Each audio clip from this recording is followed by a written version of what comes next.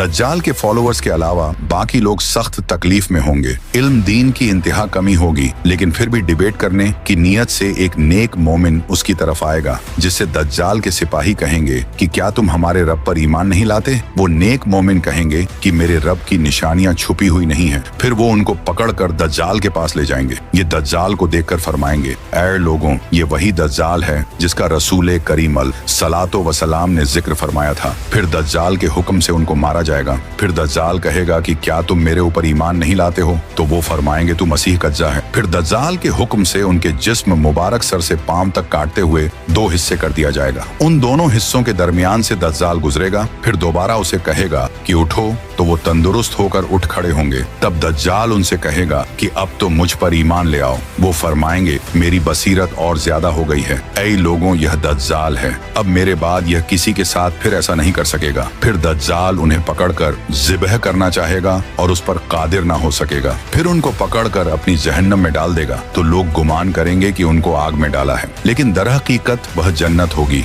और जिसे वह अपनी जन्नत का नाम देगा वो दरहकीकत जहन्नम होगी। दज्जाल के कहने पर आसमान से बारिश बरसेगी, जमीन को हुक्म देगा, वो सब्जे उगाएगी। दज्जाल के मानने वालों के जानवर लंबे चौड़े और खूब तैयार और दूध वाले हो जाएंगे, और वीराने में जाएगा तो वहां के खजाने शहद की मक्खियों की तरह उसके साथ हो जाएंगे। इस किस्म के बहुत से शब्द, बड़ी बड़ी ट्रिक्स दिखाएगा। दर हकीकत में ये सब जादू के करिश्मे होंगे, हकीकत से कोई ताल्लुक नहीं होगा, इसलिए कि उसके वहां से जाने के बाद लोगों के पास कुछ भी नहीं रहेगा। खजाने भी दिखाएगा, बहुत सारी और चीजें भी होंगी, लेकिन जब दज्जाल वहां से जाएगा तो पीछे सब चीजें दोबारा खत्म हो जाएंगी, और इस तरह पूरी दुनिया में चक्कर लगाते हुए मक्का मुकर्रमा और मदीना तैयबा के करीब पहुंचकर अंदर दाखिल होने का कोशिश करेगा, लेकिन फरिश्तों का पहरा होने की वजह से उनमें दाखिल ना हो सके।